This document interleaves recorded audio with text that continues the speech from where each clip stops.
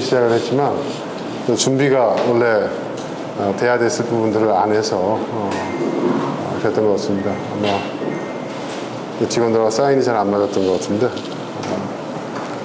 다음번에는 아마 정시에 바로 시작할 수 있지 않을까 생각이 들고요. 여러분, 이 주차하실 때 좀 불편하시잖아요. 이게 지금 이 주말에 이제 주차 공간을 개방을 해서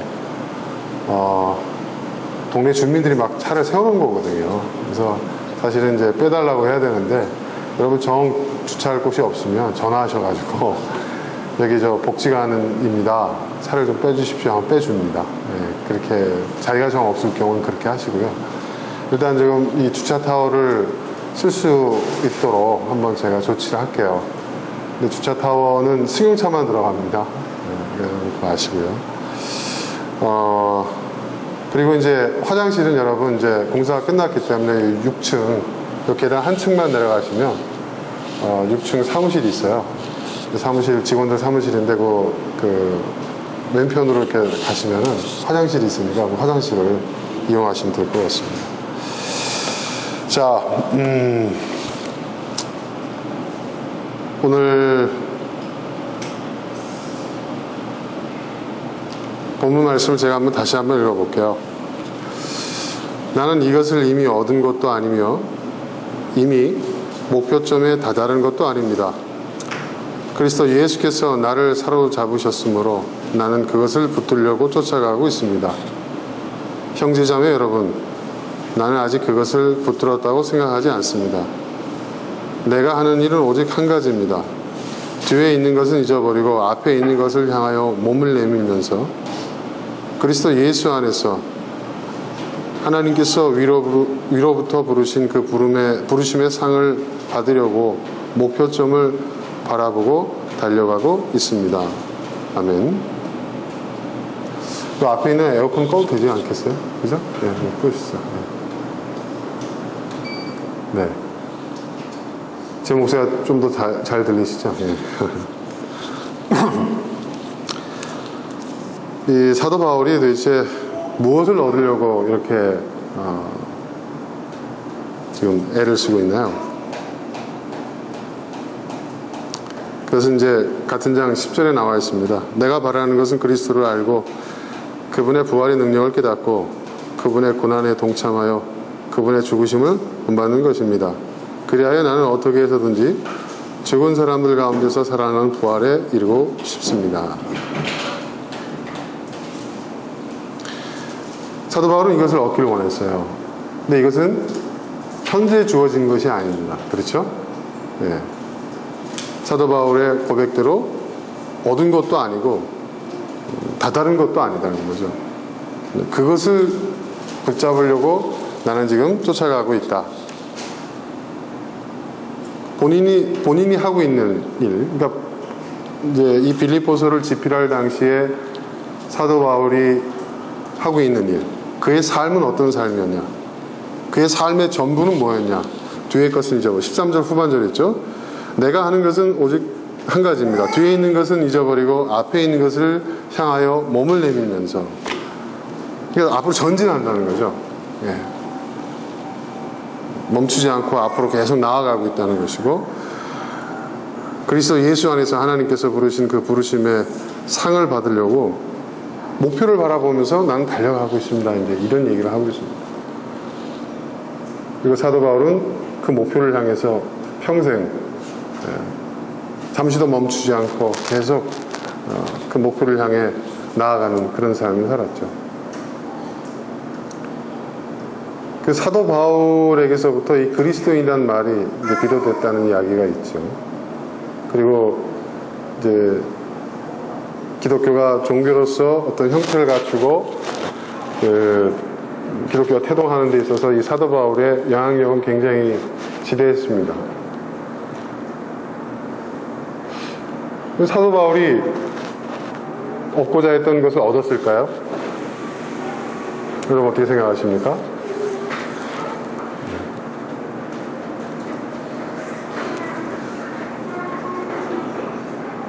저는 사도 바울이 얻고자 하는 것을 아직 얻지 못했다고 생각합니다. 왜냐하면 사도 바울이 부활했다는 소식은 아직 2000년 동안 어디서도 들리지 않았기 때문입니다. 그렇죠? 네.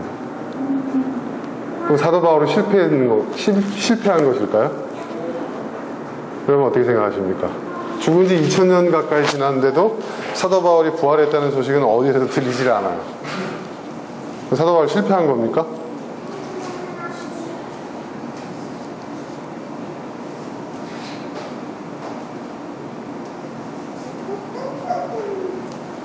저는 그렇게 생각하지 않습니다. 사도 바울은 실패하지 않았습니다. 여러분, 우리가 부활의 의미에 대해서 여러 차례 여러분과 함께 나눴는데, 우리는 부활에 대해서 생각을 하면 항상 우리는 육신의 부활만 생각을 해요. 네, 육신의 부활, 몸으로 다시 사는 거.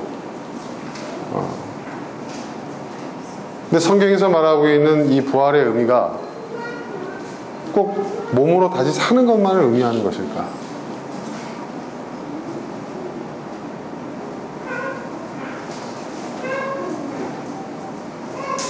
저는 성경에서 말하고 있는 이 부활의 의미는 그 이상을 뜻한다고 저는 생각합니다. 여러분, 부활이라는 것은 단순히 죽은 몸이 다시 산다는 그런 의미라기보다는 죽음을 넘어서는 삶, 죽음을 초월하는 삶, 또 좀 더 적극적으로 표현한다면 죽음으로써 인간이라는 존재가 끝나지 않는다는 것. 인간의 존재는 죽음 이후에도 계속된다는 것. 철학적으로 말한다면 이것은 단순히 어떤 종교적 신념과 종교적 어떤 교리에 따르는 어떤 그런 종교적 진술 그 이상의 의미가 있다고 저는 생각합니다. 이것은 인간의 존재론적인 어떤 고백이다. 인간이라는 존재가 어떤 것이냐? 그 죽음의 의미라는 것이 무엇이냐? 그리고 생명의 의미라는 것이 무엇이냐? 우리의 그 육체적인 그 수명이 다하는 그 시점이, 말하자면 뭐 상품도 유통기한이 있잖아요. 그리고 뭐 기계나 기구들도 사용기한이 있잖아요. 인간의 그 육체가 그 기한을 다한 것이 생명의 끝이냐, 그것으로서 인간의 존재가 끝이냐, 그렇지 않다는 겁니다. 죽음은 인간이라는 존재의 끝이 아니라는 거예요. 죽음 이후에도 생명은 계속된다는 거죠. 부활신앙이라는 것은 그런 겁니다, 여러분. 부활신앙의 가장 중요한 요소가 바로 그러한 측면에 있는 거예요. 그래서 제가 지난주에도 말씀드렸죠. 인간은 영원히 사는 존재다.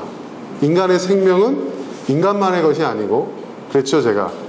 개별적인 생명체가 아니라 공동체적인 생명체다. 우리의 생명은 나 혼자만의 것이 아니라 우리 안에 있는 헤아릴 수 없을 만큼 많은 수많은 세포, 그 세포 하나하나가 생명체잖아요. 그죠? 그 생명체가 하나의 공동체를 이루고 유기체를 이루어서 만들어진 것이 인간이라고 했죠. 그렇죠? 그래서 내가 죽어도 내 안에 있는 세포는 어떻게 된다고요? 또 다른 생명체의 근원이 되는 거라고 그랬죠. 그래서 우리의 생명은 어떻게 된다고요? 계속되는 겁니다.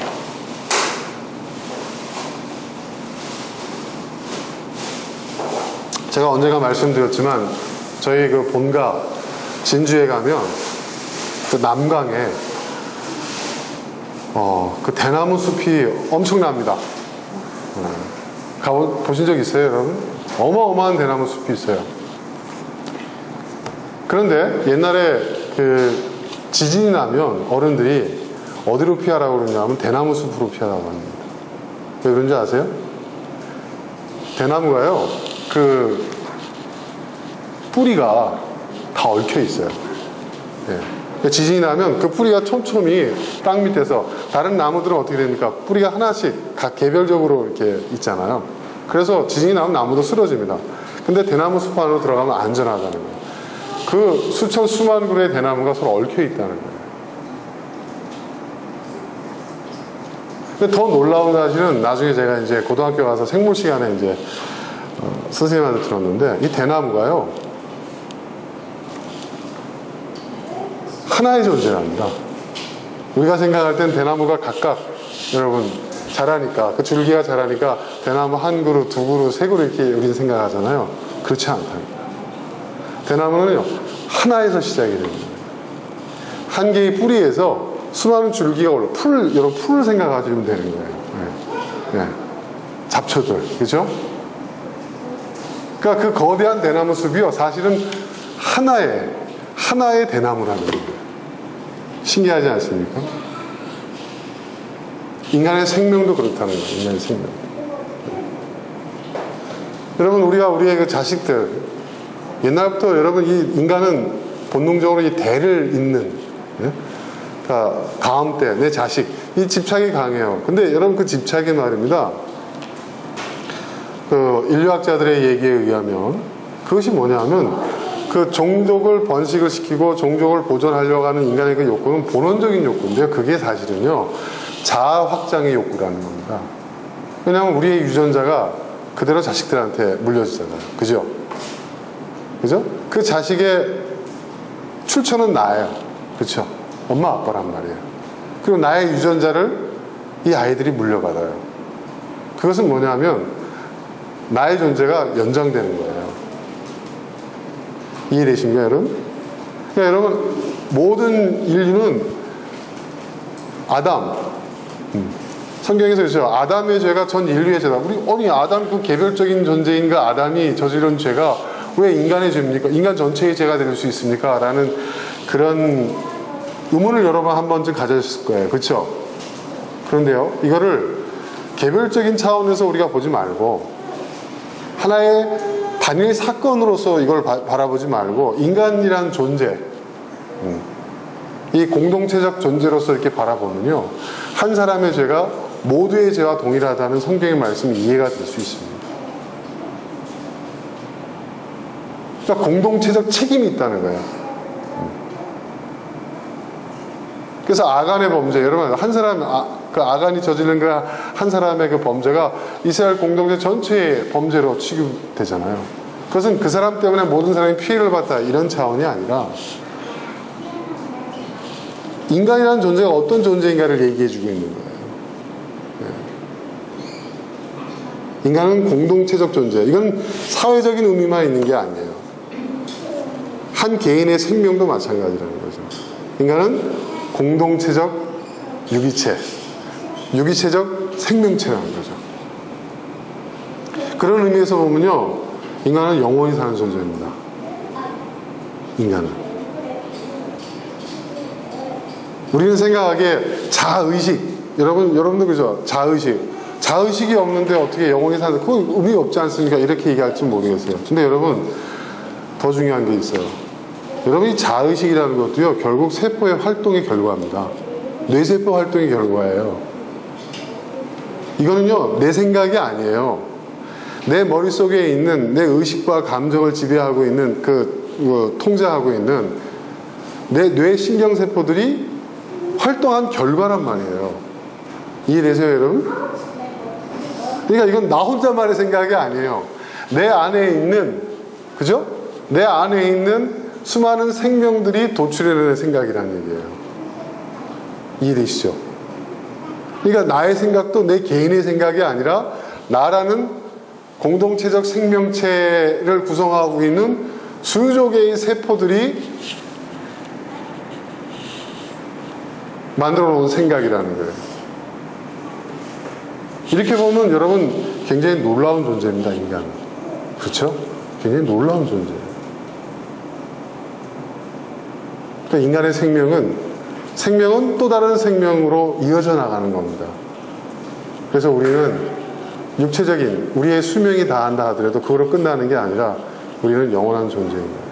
그럼 인간은 어디서 왔느냐? 여러분 그 코스모스 그 다큐멘터리 다 보신 분들이 있죠. 근데 인간은 어디서 왔다고 얘기합니까? 인간은 거기서. 인간은 별에서 왔다고 하죠. 그죠?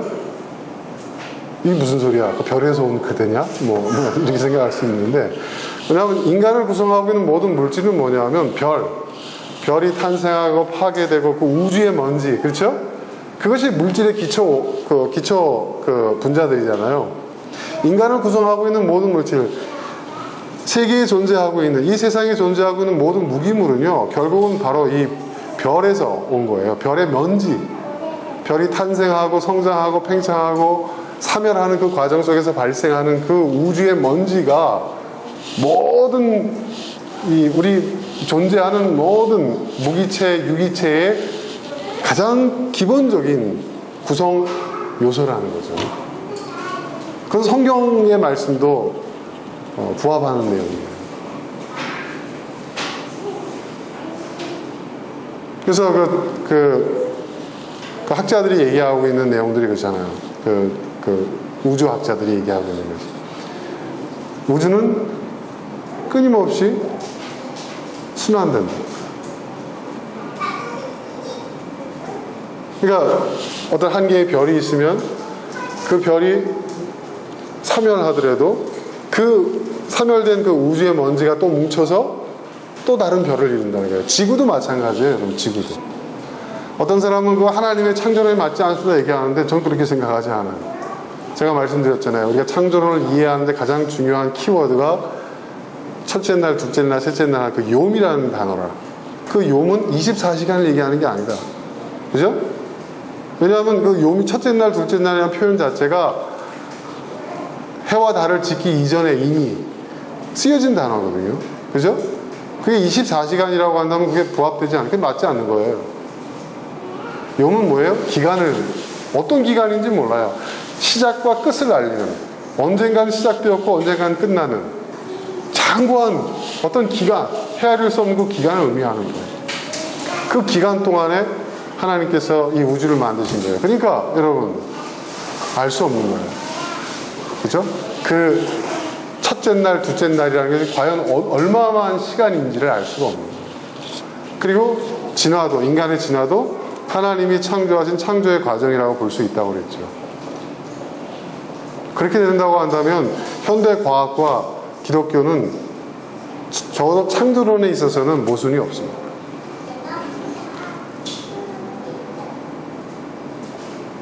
자, 부활 얘기를 하다가 얘기가 많이 이제 그렇게 이제 장황해졌는데요.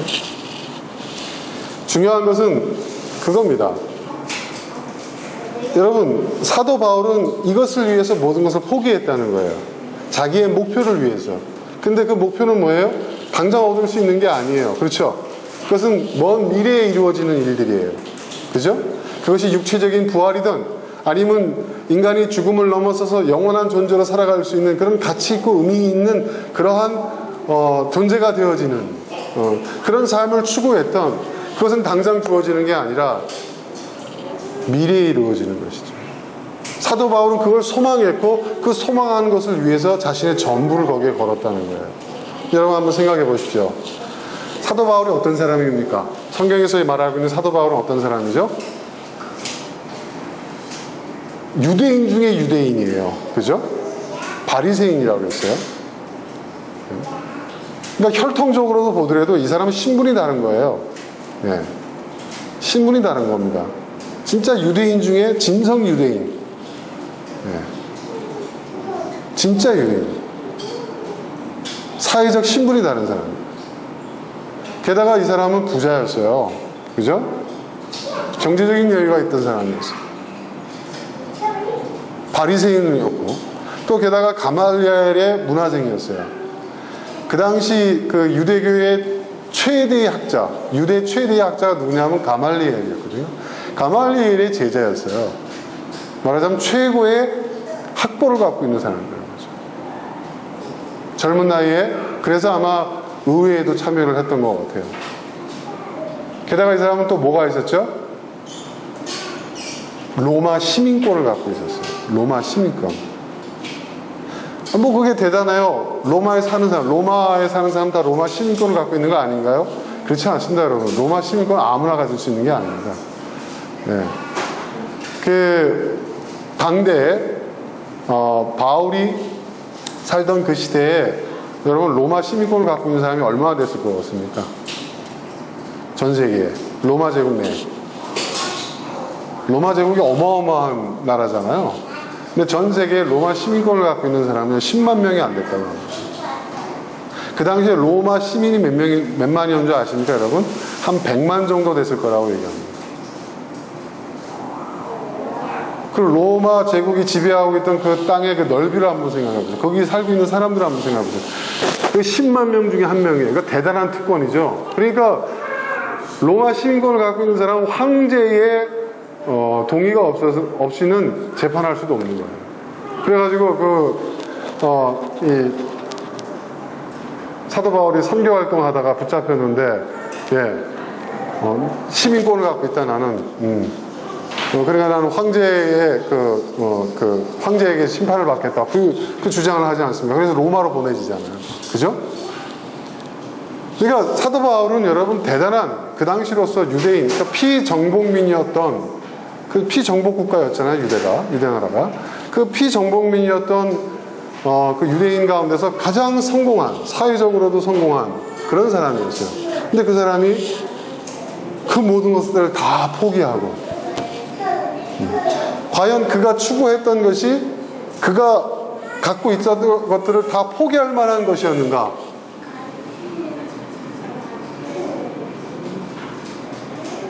뭐 우리는 이렇쿵저렇쿵 얘기할 수 있을지 모르겠지만 적어도 사도 바울에게만큼은 포기할 만한 가치가 있었던 거예요. 사도 바울은 그것을 얻고자 했고, 그리고 그는 그것을 얻었다고 저는 봅니다.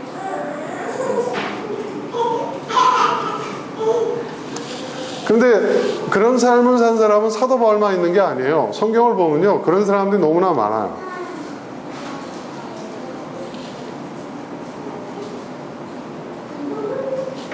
여러분, 가장 대표적인 구약의 인물로서 아브라함도 그렇죠. 아브라함도 모든 걸 다 갖췄어요. 그렇죠? 모든 걸 다 갖췄어요. 족장이었고 부자였고, 근데 그에게 아들이 약속됐어요. 그 아들 하나 때문에 모든 걸 포기하고 갑니다.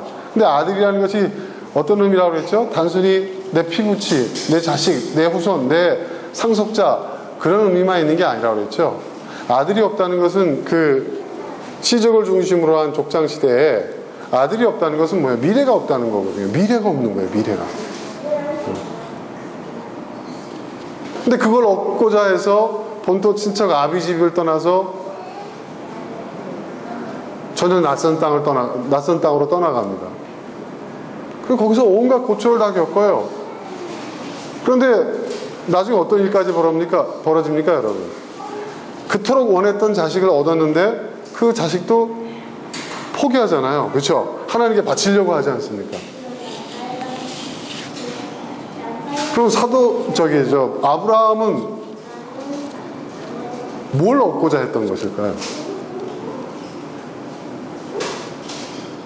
그리고 그가 가졌던 모든 것들을 포기할 만큼 아브라함이 얻고자 했던 것은 그 얻을 만한 가치가 있었던 걸까요? 다시 말씀드리지만 적어도 아브라함에게만큼은 그럴 만한 가치가 있었던 거죠. 그리고 아브라함은 자기가 원하는 걸 얻은 거죠. 얻었어요. 거기서도 하나님이 아브라함을 부르셨다고 그랬고, 오늘 본문에서도 보면 사도 바울도 하나님의 부름을 받았다고 그러죠. 부름의 상을 내가 쫓아간다 이렇게 얘기하잖아요. 그 부름에 응답한 거예요. 그러니까 여러분 성경을 보면요, 하나님이 부르셨다는 것은요, 뭘 의미하는 건지 아세요? 하나님의 부름을 받았다. 그리고 그 부름에 응답한다는 것은요, 한마디로 말하면요, 떠나는 거예요. 떠나는 거예요. 하나님의 부름에 응답하는 것은요, 떠나는 거예요. 내게 익숙한 것으로부터 떠나는 거예요.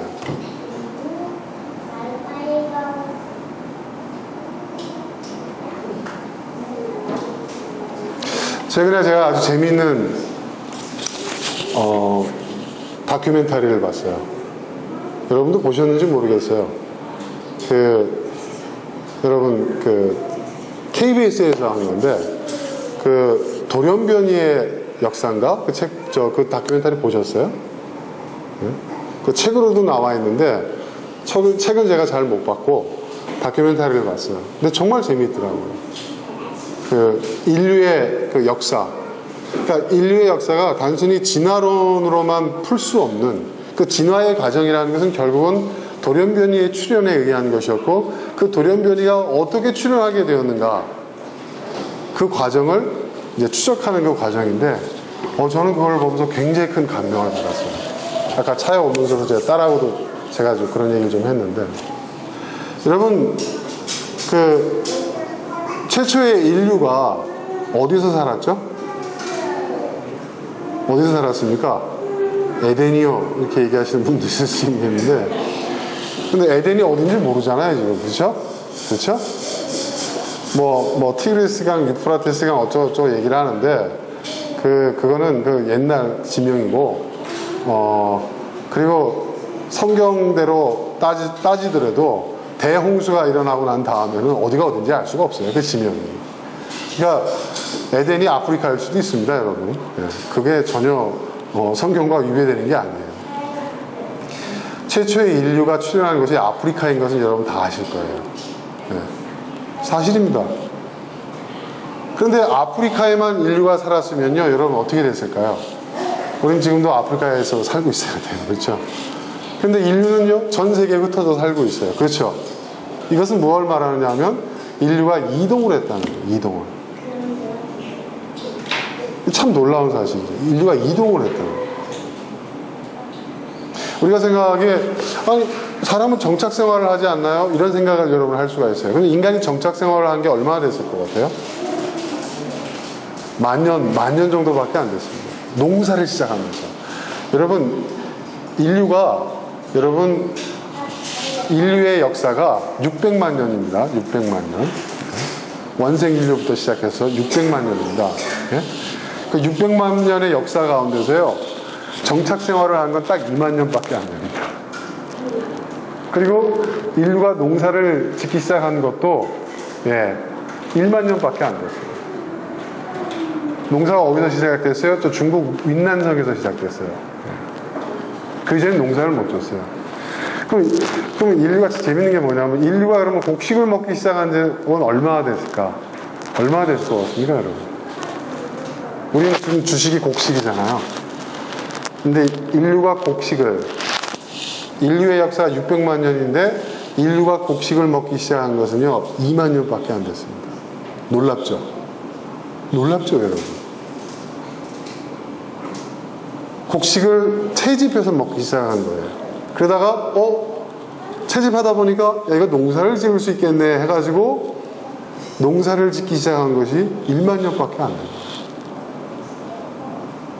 그러니까 그 이전에는요, 인류가 어떻게 먹고 살았냐? 수렵과 채집 생활을 했어요. 여러분 잘 아시듯이. 우리 다 학교 다니면서 배웠잖아요. 네? 수렵과 채집 생활을 했어요. 그럼 아프리카에 살고 있던 인류가 왜 이동을 했느냐? 이동할 수밖에 없었던 이유가 있었습니다. 여러분, 수렵과 채집으로 인간이 생존하려면 얼마만한 땅 크기가 필요한 줄 아세요? 얼마만한 땅 크기가 필요할 것 같습니까? 한 사람의 인간 한 명이, 인간이 존재하기 위해서 1인당 필요한 땅 면적, 이 정도 땅이 있어야 거기서 사냥도 하고 채집도 하면서 한 인간이 살아갈 수 있어요. 어느 정도일까요, 여러분? 반경 12km랍니다. 반경 12km. 반경 12km면 여러분 얼마나 큰 땅인 줄 아세요? 예, 반경 12km. 그러니까 큰 원을 그리면요, 24km? 엄청나죠, 여러분? 엄청난 크기입니다. 그러니까 여의도 면적만한 땅이 몇 개가 있어야 되는 거예요. 그래야 한 사람의 인간이 거기서 채집을 하고 수렵을 해서 살아갈 수 있다. 왜 그런 줄 아세요? 그 당시에 인간은요, 인간의 전 세계의 인구수가 적었기 때문에 인간의 최대의 경쟁자는 인간이 아니라 다른 동물이었어요. 다른 짐승. 다른 짐승들이 그 과일을 따먹기 전에, 또 다른 짐승을 사냥하기 전에 인간이 그 경쟁을 하면서 살아가야 했기 때문에 한 인간이 살아남기 위해서는 반경 12km 정도의 땅이 필요했다고 합니다. 근데 어떻게 돼요, 여러분? 계속 자손을 낳죠? 자식을 낳잖아요. 그럼 어떻게 돼요? 땅이 모자라는 거야. 살 수 있는 땅이 모자라는 거예요. 게다가 기후변화에 의해 가지고 점점 수렵과 채집을 하기에 척박한 그런 자연 환경이 되기 시작한 거예요. 그런데 만약에 그 최초의 인류들이 그래도 나는 여기서 살래. 내가 여기서 태어났고 우리 조상이 여기 살았고 내 고향이 여기고 이곳을 벗어난 적이 없어. 다른 곳으로 가면 전혀 알 수 없는 낯선 환경에 적응해야 되고 그곳에서 어떤 일을 겪을지도 몰라. 이 지역은 내가 잘 알잖아. 그런 생각. 그렇게 현재에 안주했다고 한다면 그들은 모두 다 굶어 죽었을 거예요. 굶어 죽었을 거예요.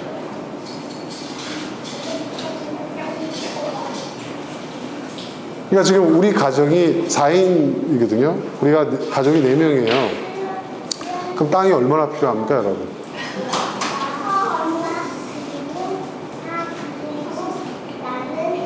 그리고 하루에 여러분 12km의 땅을 돌아다닌다 한번 생각해 보세요. 하루 먹고 살기 위해서. 그러니까 지금 현대인들이요, 살이 찌는 데 이유가 있는 거예요. 그렇죠? 그러니까 인간의 몸은 여러분 움직여야 되는 거예요. 움직이지 않아요. 그래서 그 인류학자가 얘기를 하는데 뭐라고 얘기했냐면 인간은 생각하는 인간이기 전에 인간은 이동하는 존재였다는 거예요. 그러니까 여러분 최초의 인류는요 집도 없어요. 우리가 생각하는 것처럼 뭐 집을 짓고 동굴 속에 살 그런 거 없어요. 계속 먹을 걸 찾아 이렇게 이동하는 거예요. 이동하는 거예요. 예. 들에서 자고, 예, 비가 오면 뭐 이렇게 동굴 속에 들어가 자고 그렇게 살았던 거예요. 다른 짐승과 큰 차이가 없었던 거죠. 그러다가 인구가 자꾸 느니까, 식구가 자꾸 느니까 결국은 아프리카에서 살 수가 없는 거예요. 그래가지고 어떻게 됐느냐? 이제 이동을 하기 시작한 거죠. 이동. 유럽으로, 중앙아시아로, 극동아시아, 또 뭐 인도, 동남아시아, 뭐 이렇게 인류가 이동한 코스가 크게 3가지 코스가 있다고 하더라고요. 그래서 결국은 저기 이제 뭐 북미 대륙을 통해서 남미 대륙까지는 이제 인류가 이동을 이렇게 했는데, 그런데 그 이동하는 과정 속에서 인류가 뭘 만나냐면요, 빙하기를 만납니다. 빙하기. 그 빙하기를 만나면서 어떤 일이 벌어지냐면 인류가 돌연변이가 출현해요. 어떤 돌연변이가 출현하느냐? 지금 그때까지 여러분 모든 인류는요 흑인이었습니다. 그거 아시죠? 다 새까맸어요. 아프리카에서. 네. 다 새까맸습니다. 그런데 빙하기를 맞이하면서 이 눈과 얼음에 복사되는 그 빛이 여러분 더 강한 거 아시죠? 네. 그래서 막 사람들이 막 타잖아요. 네. 네. 여러분 여름에 바캉스 가서 해변에서만 타는 게 아닙니다. 스키 타보세요, 여러분. 새까맣게 탑니다, 진짜. 네. 그리고 뭐 이렇게 산악인들 동계 뭐 산악 이렇게 가보세요. 막 얼굴이 엉망이 되잖아요. 그래서 그 열의 그 복사 열의 위한 그 자연선에서 피부를 보호하기 위해서 여러분 피부가 하얀 색깔의 돌연변이가 출현합니다. 네. 그래서 백인종이 등장하게 됩니다. 자, 이건 뭘 말하냐면 인간은 자연 환경에 따라서 스스로 적응하는 능력이 어떤 다른 피조물보다, 다른 동물, 생물들보다 뛰어나다는 거예요. 그럴 수 있는 이유가 뭐냐? 인간은 뭐예요? 수많은 세포, 수많은 생명으로 이루어진 생명 유기체이기 때문에 그 생명들이 살아남기 위해서 스스로를 변화시킨다는 거예요. 그 과정에서 돌연변이가 이루어지고 그 돌연변이로 시작된 진화가 이루어진다는 거예요. 그래서 백인종이 생긴 거라는 겁니다. 근데 백인종에 문제가 있어요. 뭐가 문제인 줄 아세요? 피부가 하얗다 보니까요, 여러분, 피부를 통해서 비타민 D를 섭취하는 능력이 떨어지는 거예요. 그러니까 어떤 일이 벌어지느냐, 이 피부가 하얀 사람들은요, 더 많은 육류를 섭취합니다. 더 많은 물고기를 섭취합니다. 그러니까 그때부터 더 많은 단백질을 섭취. 왜? 단백질 속에 비타민 D가 있거든요. 하면서 이 백인종이 되면서 그때부터 인간이 물고기를 먹기 시작했다는 거예요. 물고기. 그 제가 한 얘기가 아니에요. 인류학자들이 하는 얘기예요. 근데 물고기를 인간이 먹어본 적이 없어요. 물고기를 소화시킬 수 있는 효소가 없어요. 예, 육류는 오랫동안 먹었기 때문에 상관없는데, 그랬는데 또 돌연변이가 생기는 거예요. 물고기 단백질을 소화시킬 수 있는, 예, 그 당시에는 구워 먹지 않았습니다. 여러분, 생으로 먹었어요. 예, 그거를 소화시킬 수 있는 효소를 가진 돌연변이가 또 출현한 거예요. 근데 이거는 갑자기 우연히 생긴 게 아닙니다.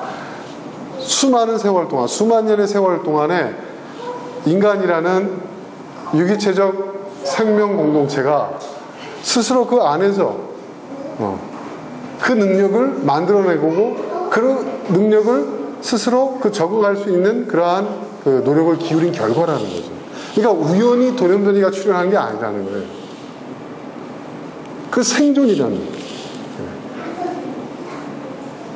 그러니까 인간이 진화하고 인간이 지금까지 600만 년의 인류의 역사는 정말 처절한 생존의 역사였다는 거예요. 인간은 단 한 번도 편안하게 살아본 적이 없다는 거예요. 끊임없이 그 환경에 적응하기 위해서, 그 변화에 적응하기 위해서 인간은 처절한 노력을 기울여왔고, 심지어는 뭐냐면 스스로 유전자를 변화시킬 정도. 네. 다른 동물에게는 그런 능력이 없답니다. 특히 인간에게만 그런 능력이 있다는 거예요.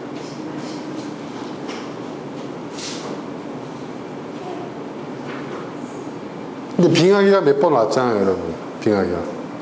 근데 가장 그 혹독한 빙하기를 견뎌낸 사람들이 있어요. 그 혹독한 그 빙하기를 견뎌내는 그 과정 속에서 누가 나온 줄 아십니까? 황인종이 나와요. 옐로우 피플들이 나와요. 네, 주로 시베리아 쪽에 있는 바이칼 호수 주변을 중심으로 한 그 지역에서 황인종들이 시작이 돼요.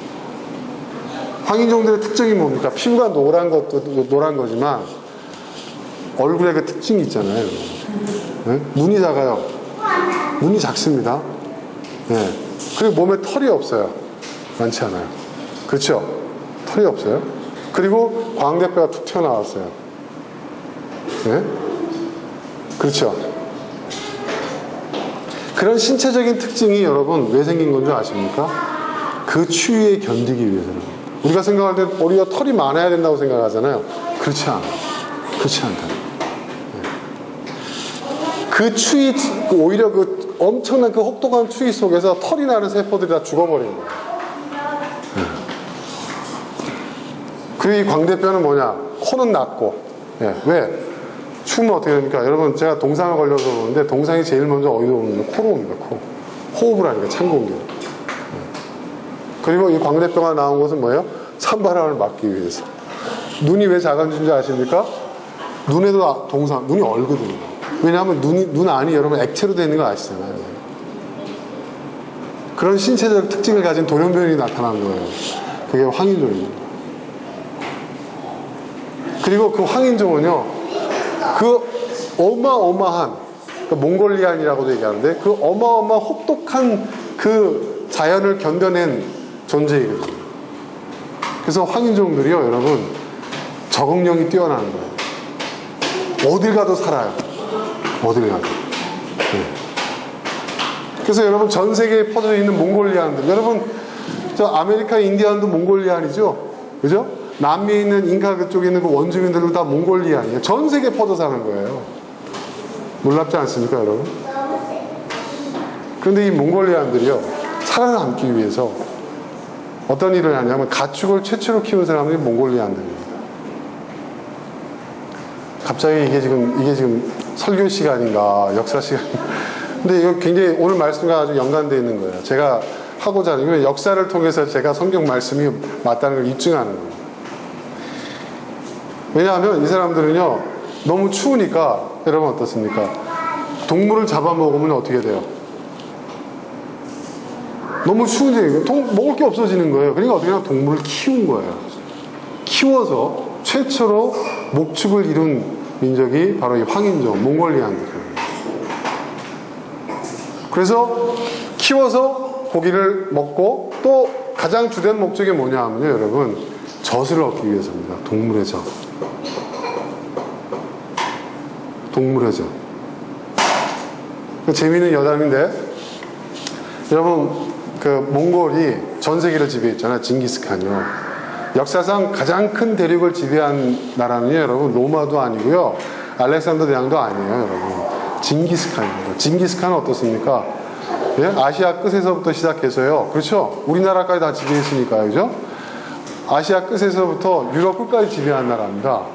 그러니까 전 세계를 다 지배한 거예요, 몽고가. 근데 몽고가 그렇게 전 세계를 지배할 수 있었던 능력이 어디에서 왔느냐? 그들이 기만 민족이었기 때문에 활을 쏘는 게 능하기 때문에 여러 가지 얘기를 합니다. 다 맞는 말인데요. 인류학자들이 얘기하는 가장 중요한 포인트는 뭐냐면, 그들이 젖을 주식으로 하는 민족이었다는 거예요. 젖. 여러분, 우리가 생각할 때 우유 먹고 그 다음에 치즈 먹고 요구르트 먹는 것이 서양 사람들로부터 시작했다고 생각하잖아요. 아닙니다. 그 사람들은요,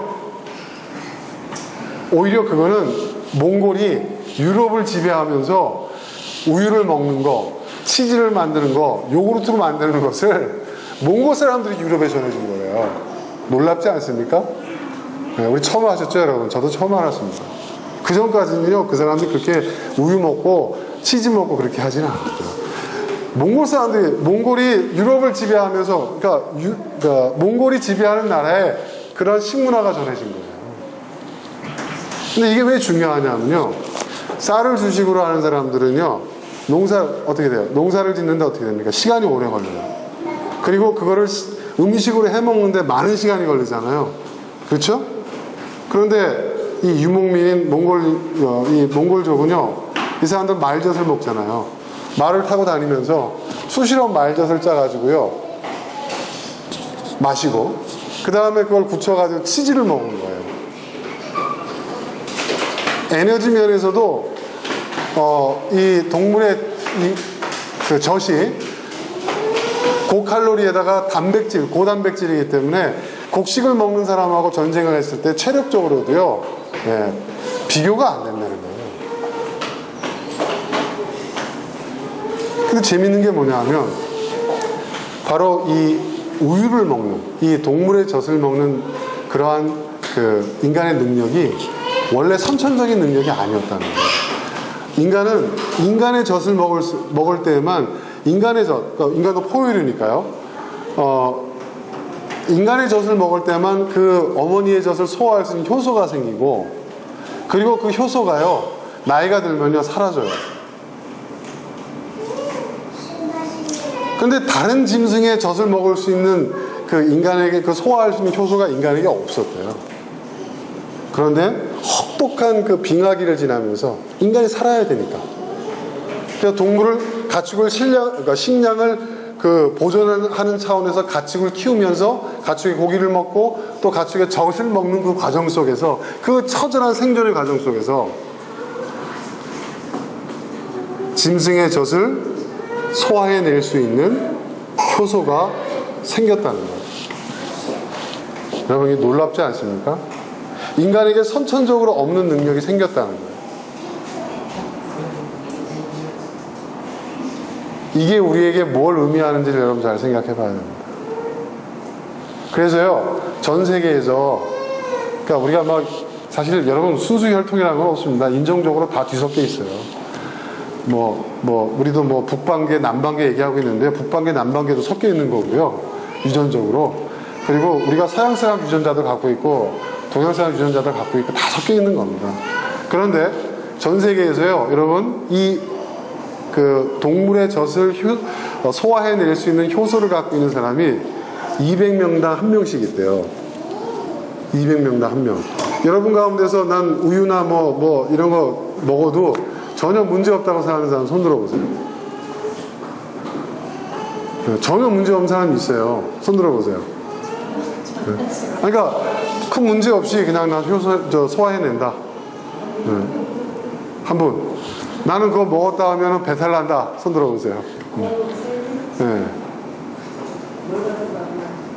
나는 그때 컨디션에 따라 다르다. 손 들어보세요. 네. 그러니까 이게 무슨 얘기냐면 그 유전자가 퍼뜨려진 지가 얼마 안 됐다는 겁니다. 네. 그 유전자가.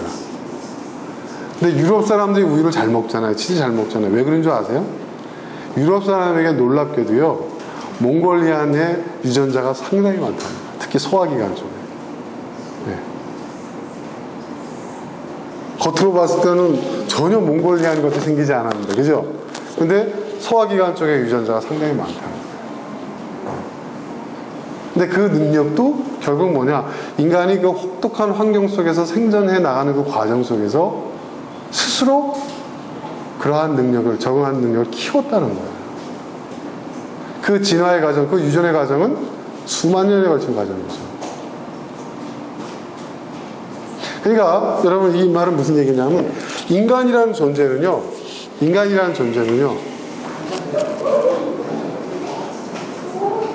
한 번도 평안하게 현실에 안주해서 존재한 적이 없다는 거예요.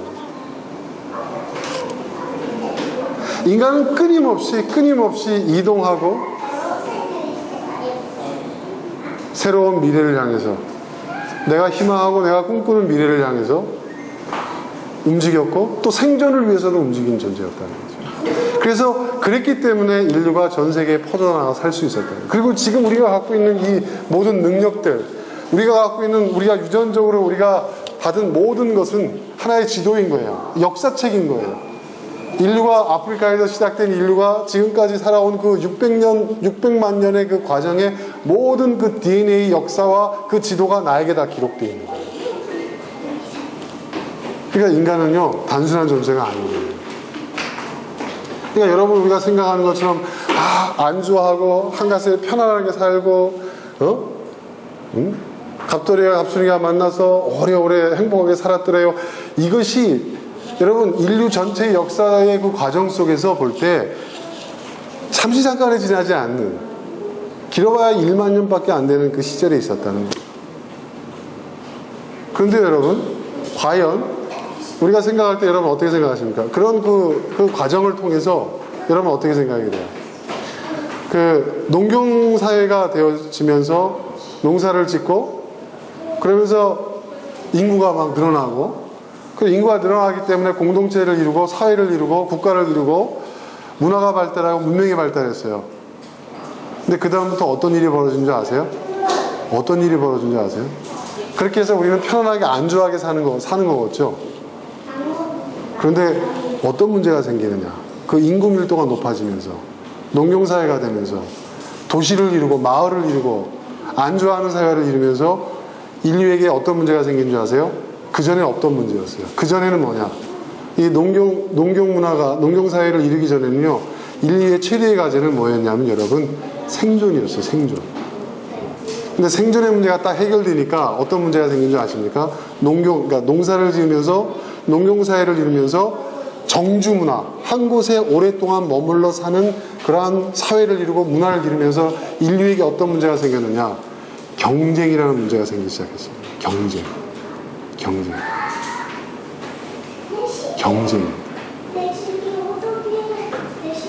그리고 그 사회가 고도화될 수 있도록 그 경쟁은요, 분쟁으로 이루어지고, 그 사회가 발전할수록 나중에는 어떻게 되냐? 그 사회가 가장 발전한 형태가 뭐죠? 여러분, 나라잖아요. 국가 간의 전쟁이 일어나요. 인류가 수렵 채집 생활을 할 때는 어떤 일이 벌어진 줄 아세요? 인간이 이제 인구가 늘잖아요? 그러면요, 어떻게 되느냐? 부모가 본토 친척 아비 집을 떠난다고 성경에 나와 있죠. 장성한 자식은요 반드시 떠나야 했어요. 그것이 당연시 됐어요. 당연시. 왜? 살 수 없거든요. 그러니까 인류가 전 세계에 이렇게 퍼져나가 살게 된 그 까닭이 농경사회 때문에 이루어진 게 아니에요, 여러분. 그것은 바로 수렵 채집생활. 수렵 채집생활. 그리고 수렵 채집생활 동안에는요, 분쟁이라는 게 없었어요. 생존이 가장 중요한 문제였기 때문에 계속 인간은 이동한 거예요. 인구가 늘었다? 그럼 다음 세대는 이동하는 거예요. 계속 이동하는 거예요. 그래서 분쟁이 없었어요.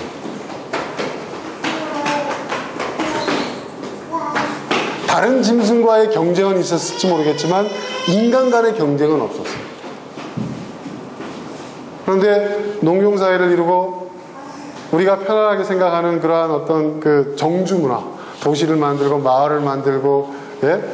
그러면서 어떤 일이 벌어지냐면 인간 간의 경쟁이 벌어진 거예요. 근데 가장 무서운 것이 뭐냐? 인간과 인간 간의 경쟁이에요.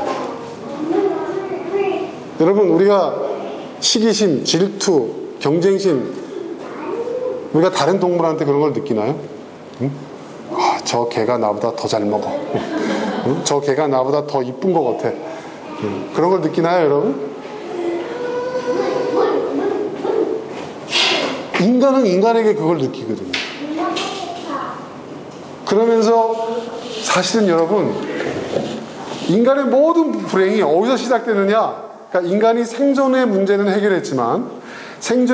해결했지만 농경사회를 이루면서 농사를 지으면서 생존의 문제는 이뤘지만 지금 우리가 겪고 있는 모든 인간사회의 비극이 시작된 것은 바로 농업을 시작하면서 이루게 된 정주문화, 거기서 인구 폭발이 이루어지고 고도화된 사회를 이루게 되고 문명을 발달시키고 그러면서 인간이 뭐예요? 잉여 식량이 남기 시작한 거예요. 잉여 식량. 옛날에는 어떻게 생존이잖아요. 생존할 수 있을 만큼만 먹었던 거예요. 그런데 농업을 지으면서 먹고 남는 것들이 생기는 거예요. 그게 자본이 된 거예요. 그리고 부자와 가난한 사람이 생기게 돼요. 그리고 땅을 또 그게 사회를 통제하는 지배계급이라는 게 생겨요.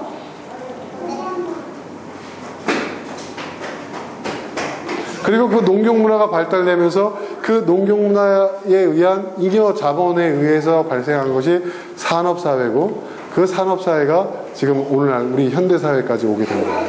그럼 인간은 짧은 기간 동안에 엄청난 그런 어떤 사회적, 문화적, 과학적 발전을 이루었지만 과연 인간은 행복한가 생각해 볼 필요가 있어요.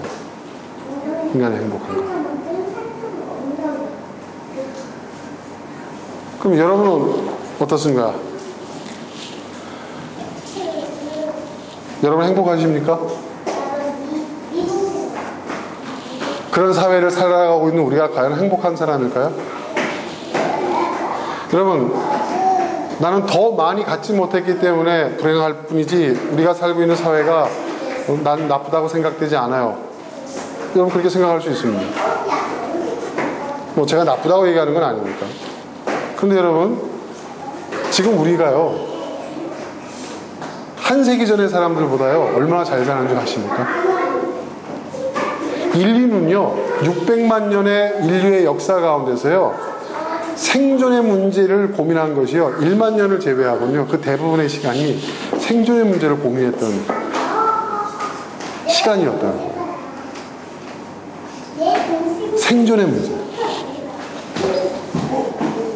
그런데 그 생존의 문제를 해결했던 그 1만 년, 그 농경사회를 이루면서 그 1만 년의 그 기간이 인류가 우리가 지금 겪고 있는 모든 불행한 그 사회적 현상이나 병리 현상이나 개인의 어떤 문제나 이런 것들이 다 1만 년, 그 짧은 세월 속에서 다 만들어졌다는 거예요. 이 말은 뭐냐면 우리는 인간의 문제는 결핍의 문제가 아니라는 겁니다. 인간은요, 더 많은 걸 소유함으로 인해서 더 불행해졌다는 거예요. 그걸 우리는 지금 깨닫지 못하고 있다는 거예요. 더 많은 걸 소유했기 때문에, 인간은 더 많은 걸 소유했기 때문에 더 불행해졌다는 거예요.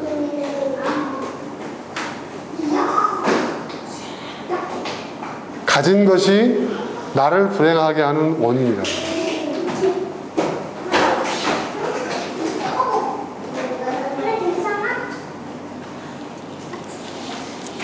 우리는 물질적으로는 풍요로워졌는지 모르겠지만 정신적으로는 우리가 잃은 게 더 많아요.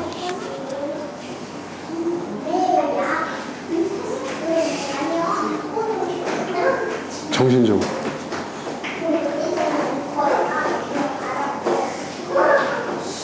지금 사도 바울이 얻고자 하는 것, 물질적인 것을 얻으려고 하는 게 아니죠. 그렇죠, 여러분? 그가 이미 성공했는데 더 사회적 신분을 더 상승시키기 위해서, 그가 더 유명해지기 위해서, 더 부자가 되기 위해서. 아브라함도 마찬가지죠. 그가 떠난 목적이 뭐예요? 떠난다는 건 뭐예요? 하나님이 부르심이라는 것은 떠나는 거예요. 떠난다는 건 버리는 거예요. 그들은 더 많은 것을 얻기 위해서 버린 게 아니에요. 그들은 더 중요한 걸 얻기 위해서 버린 거예요. 더 중요한 걸 얻기 위해서. 진짜 중요한 걸 얻기 위해서. 그들은 많은 걸 가졌어요. 사실 아브라함과 사도 바울이 우리보다 더 많은 걸 가진 사람들인 건 분명한 사실입니다. 더 많은 것을 가졌어요. 그런데 아무리 많이 가져도 그걸 가지고는 본인이 행복하지 않다는 것을 그가 깨달은 거예요. 여러분, 역사상 가장 많은 것을 소유한 왕이 누구죠? 솔로몬이잖아요. 솔로몬. 한 인간이 누려볼 수 있는 모든 걸 다 누려봤잖아요. 그 사람은요, 부인만 해도 수백 명, 수천 명이었잖아요. 그죠? 네?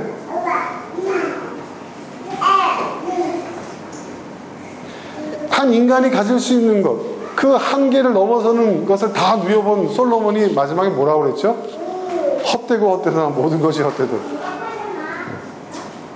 뭐 어떤 사람, 나도 그렇게 한번 누려보고 난 다음에 그랬으면 좋겠다 이런 소리 할지 모르겠지만, 그 인생이, 그 결말이 뭐냐면 헛됨이었다 이렇게 얘기를 하고 있어요. 그러니까 인간은요, 소유로서 행복한 존재가 아니라는 거예요. 그럼 인간은 어떤 존재냐? 인간은 어떻게 하면 행복하느냐? 여러분, 인간이 그 인류학자가 한 얘기입니다. 인간이 생존의 문제를 해결하기 위해서 인간이 이동을 했어요. 그죠? 아프리카에 살고 있던 그 최초의 인류가 유럽을 거쳐서 중앙아시아를 거쳐서 또 남쪽 그 해양 지역을 거쳐서 극동아시아까지 왔고, 그리고 북미와 남미까지 이렇게 쫙 퍼졌어요. 생존을 위해서요. 그런데 그 생존을 위해서 이동을 했지만, 그 이동하는 그 과정 속에서 그건 뭐냐? 그 결국은 뭐냐? 인간은 뭐예요? 생존을 위해서는 이동해야 된다는 것이고, 또 그것이 DNA 속에, 인간의 어떤 본성 속에 깊이 각인되어 있는 거예요. 인간은 새로운 것, 보다 나은 미래, 무언가 새로운 것에 도전하고 그것을 경험하고, 그리고 그런 걸 느낄 때마다 인간은 행복한 거예요. 여러분, 여행 좋아하시죠? 여행 싫어하는 분이 계세요? 뭐 있더라고요, 그런 분이. 아주 드물지만 방콕, 진짜 어디가 제일 좋습니까? 가본 여행지 중에서 어디가 제일 좋습니까? 방콕이라고 하더라고요. 그래서 방콕 갔다 오셨어요? 했더니 그게 아니라 자기는 자기 집이 제일 좋대요. 왜 나가는지 몰라. 나가면 개고생인데 그런 사람들이 있어요. 뭐 어쩔 수 없죠, 뭐 그거는. 그분들은 아마 제가 생각할 때 그분들의 조상은 다 농경사회 쪽에 집중되어 있는 분들이 아닌가. 그쪽 유전자를 많이 받으신 분이 아닌가 생각하는데, 그러니까 보편적으로 인간은요, 새로운 환경, 그것이 두렵고 떨리고, 또 그런 것이 나에게 어떤 안전을 보장해주지 못하고, 또 여러 가지 많은 고난과 번거로움과 불편함을 끼쳐주지만, 뭔가 새로운 것, 그 새로움 속에서도요, 여러분, 인간은 희열감을 느끼는 거예요. 행복을 느끼는 거예요. 여러분, 인생의 최대의 모험이 뭐죠? 인생 최대의 모험이 뭡니까, 여러분? 인간이 할 수 있는 가장 큰 모험이 뭔지 아세요, 여러분? 결혼이에요, 결혼. 결혼이에요. 여러분, 결혼 이전의 삶과 결혼 이후의 삶이 전혀 다르죠? 제가 후회합니까, 후회하지 않습니까는 물어보지 않겠어요. 그거는 여러분의 선택이니까. 자기가 선택한 것에 대해서 아무리 후회해봐야 소용없습니다, 여러분. 네? 물론 그 선택을 바꿀 수는 있겠죠. 근데 항상 우리가 이제 경험했죠, 여러분. 무엇이든 선택하면 그 선택에 대한 결과는 내가 다 책임을 져야, 내가 져야 되는 몫이에요. 네. 네, 결혼했어요. 그 다음에 자식을 낳는단 말이에요. 여러분, 이거 모험이에요. 그 모험이 행복하냐, 즐겁냐, 재미있냐, 이건 묻지 않을 거예요. 그건 의미 없어요. 근데 여러분, 어떠세요, 여러분? 그만한 인생을 살 만한 가치가 있다고 생각되세요, 안 되세요? 여러분, 내가 살고 있는 이 삶이 살만한 가치를 느끼고 살만한 가치가 있다. 뭐 항상 그걸 느끼는 건 아니지만 종합적으로 생각해 볼 때, 그래, 살만한 가치가 있어 라고 느끼는 그 순간이 여러분 행복한 순간이에요. 인간이란 존재는요, 끊임없이 무언가 새로운 것을 추구하고 미래를 추구하고 보다 나은 것을 추구할 때 그 추구하는 그 과정 속에서 그것을 정작 얻지 못한다 할지라도 그것을 추구해 나가는 그 과정 속에서 인간은 행복해집니다. 왜? 우리 안에 있는 유전자가 바로 그런 유전자이기 때문이에요. 그러니까 여러분이 지금 나 왜 이렇게 살지? 나 잘 살고 있는 건가? 나 행복한 건가? 이런 걸 느끼는 것은요, 자꾸 안주하려고 하기 때문에 그런 거예요.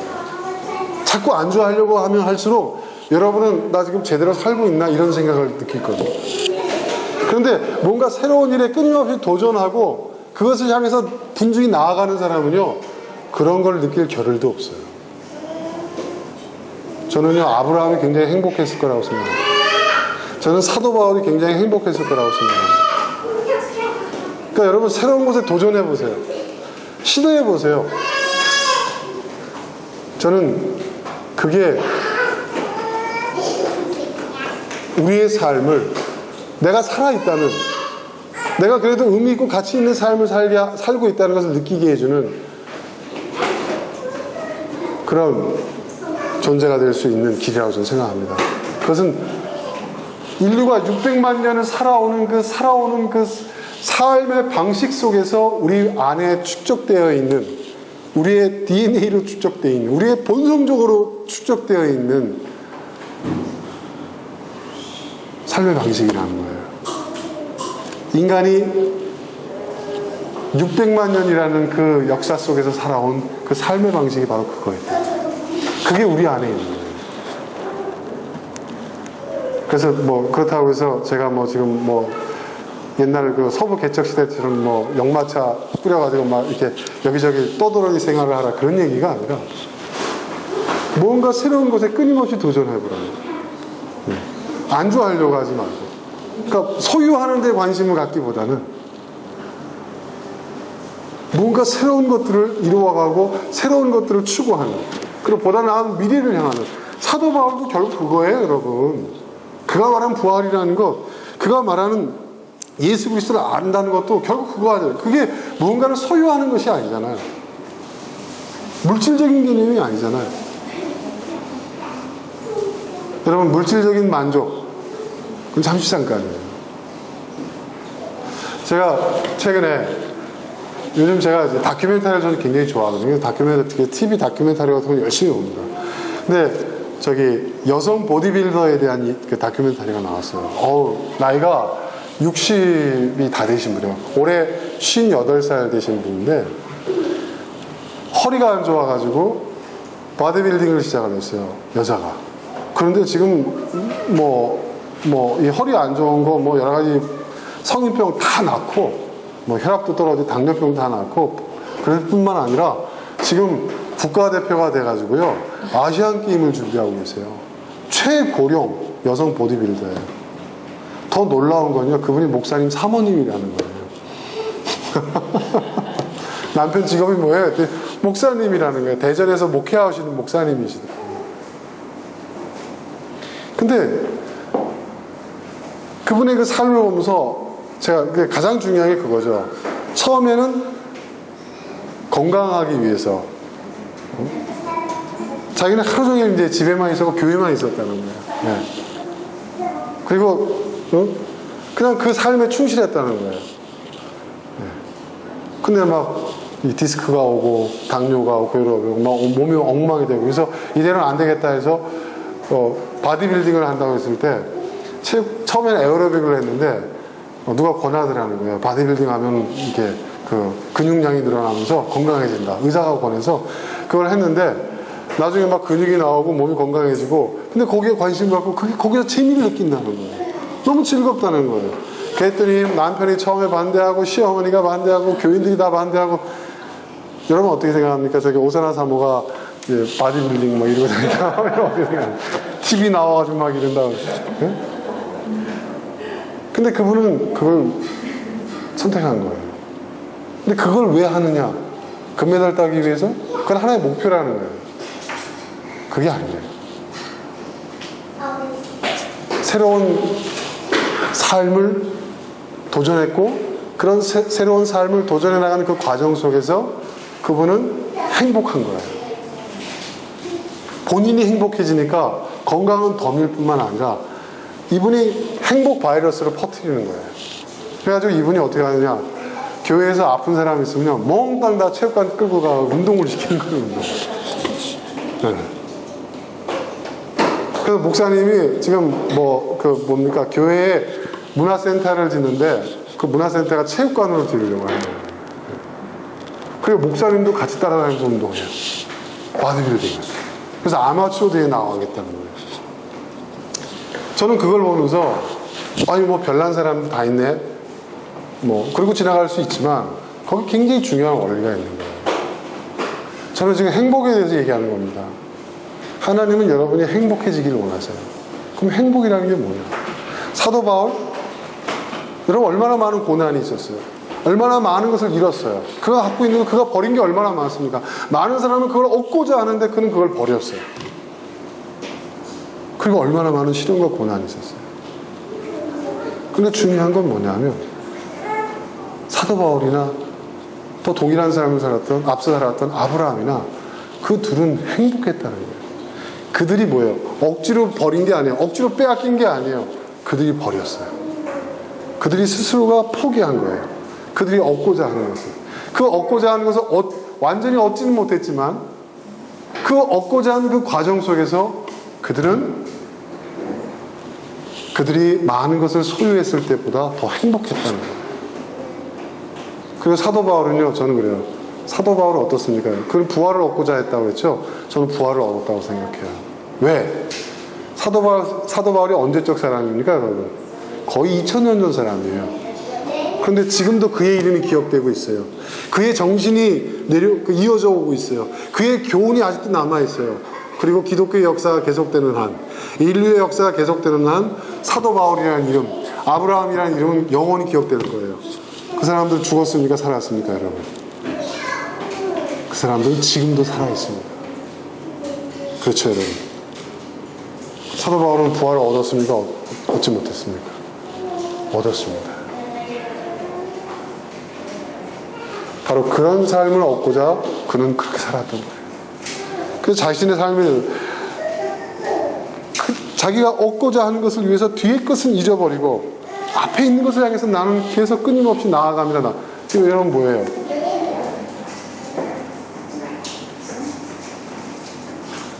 그는 안주하지 않았다는 거죠. 새로운 미래를 향해서 그는 끊임없이 전진해 나갔다는 거죠. 그 과정 속에서 겪었던 그 모든 시련과 역경과 고난을 기꺼이 감수하면서 여러분 어떤 인생이 되고 싶습니까? 그냥 편안하게 잘 먹고 잘 살고 애들 키우는데 걱정 안 하고 좀 그냥 누리면서 그게 행복한 삶이라고 생각하십니까? 인류가 그렇게 살기 시작한 지가 1만 년입니다. 그런데 그 1만 년 동안, 그 이전에 600만 년의 인류의 역사 속에 존재하지 않았던 모든 문제가 그 1만 년 동안에 생겼다는 거예요. 그것이 결코 인간의 바람직한 삶의 방식이 아니라는 것입니다. 이제 우리 요즘 그런 얘기 하죠, 여러분. 21세기에 필요한 인간상은 어떤 인간상? 신유목민. 그런 얘기 들어보신 적 있죠? 이제는 우리는요, 다시 그런 유목민의 정신, 유목민의 삶의 방식으로 돌아가야 됩니다.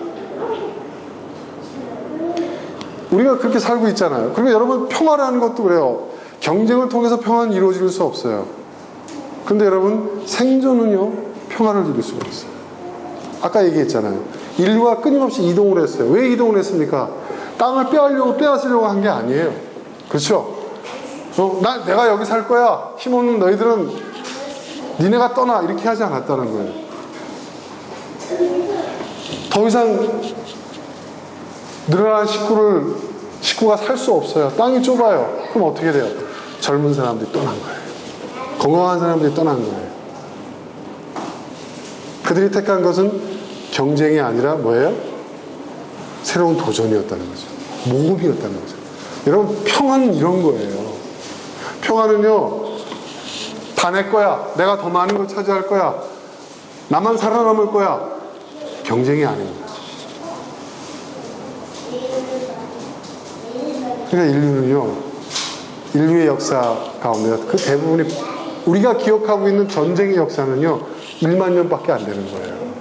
그 이전에는요, 인류는요, 생존을 위한 평화를 선택합니다. 내가 떠나는 거예요. 건강한 내가 떠나는 거예요. 좀 더 젊은 내가 떠나는 거예요. 그리고 새로운 곳을 개척하는 거예요. 그러면 거기가 베이스 캠프가 돼서 그 다음 세대가 또 새로운 데를 영역을 또 개척해 나가는 거예요.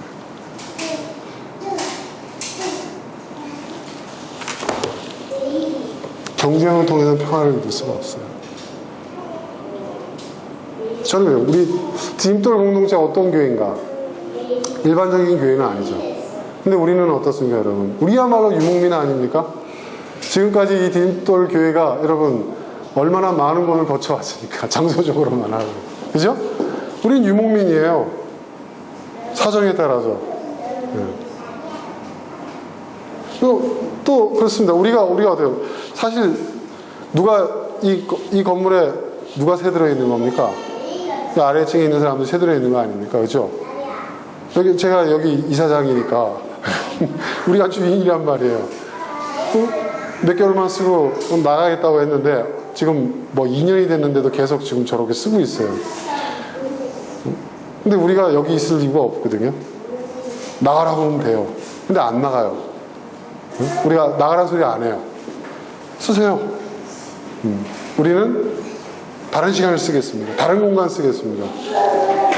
자, 우리 교회가 존재하는 방식이 지극히 유목민적이에요. 그렇지 않아요, 여러분? 이게 여러분 아무것도 아닌 것 같지만 이거 굉장히 중요한 의미입니다. 우리가 존재하는 방식이 무엇인가를 얘기해 주고 있는 거예요. 이것이 우리가 입으로 떠드는 것보다 더 중요한 거예요, 여러분. 이런 메시지가 뭐 남들이 알아주건 못 알아주건 그게 중요한 게 아니에요. 우리 자신이 그걸 알아야 된다는 거예요. 우리 자신이 그걸 느껴야 된다는 거예요. 그리고 이것이 무엇을 의미하는지를 우리가 생각해 봐야 돼요. 그리고 더 중요한 거는 그러한 공동체의 구성원을 이루고 있는, 그 하나하나의 세포를 이루고 있는 여러분들도 그런 삶의 방식을 선택해야 된다는 거예요. 그런 삶의 방식. 그런데 그게 바보 같아요. 그렇죠? 경쟁의 논리. 그러니까 여러분, 우리가 기억해야 됩니다. 여러분, 농경사회를 이룬 것이요, 우리가 생각할 때 농경사회가 굉장히 평화롭고, 그렇죠? 목가적이고 전원적인 거지만 사실은 그렇지 않아요. 모든 전쟁과 경쟁의 어떤 그런 문화와 그런 시스템을 만들어내는 게 사실 농경문화예요. 농경문화. 네. 그런데 제가 아까 얘기했던 인류의 그 역사의 그 대부분은 유목이에요. 유목. 이동하면서. 네, 그렇죠? 수렵과 채집, 잘해봐 가축을 키우는 그런 존재의 방식으로 살아왔단 말이에요. 근데 그게 오히려 더 평화를 이룬다는 거죠. 경쟁하지 않는 거예요. 차라리 그 경쟁에서 내가 뭐예요? 내가 떠나는 거예요. 내가 떠나는 거예요. 내가 새로운 곳을 개척하는 거예요. 근데 인간의 DNA는 600만 년 동안 쌓여져 온 인간의 그 본성 속에는 뭐가 있나? 그런 삶을 선택했을 때 인간은 더 행복해진다는 거죠. 그것이 인간이 행복해지는 길이라는 거죠. 여러분 어떻게 사시겠습니까? 평생. 자, 여러분 선택해야 됩니다. 평생 남의 한정된 거를 놓고 남하고 싸우고 경쟁하고, 예? 어떻게 해서든 수단과 방법을 가리지 않고, 그리고 더 많은 걸 가지려면 어떻게 합니까? 뺏어야 되거든요. 빼앗고 뺏기고 그런 치열한 그런 싸움을 하시겠습니까? 아니면 새로운 땅을, 예? 약속의 땅. 여러분 가나안 땅이라는 것이 그런 의미가 있는 거예요. 나중에 제가 한번 이 출애굽의 의미에 대해서 제가 얘기를 해줄게요. 새로운 땅, 새로운 세계를 여러분 개척하시겠습니까?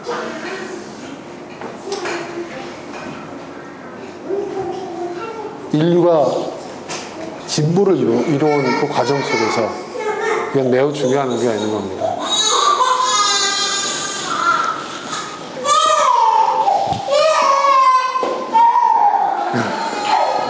잘 놀다가. 예.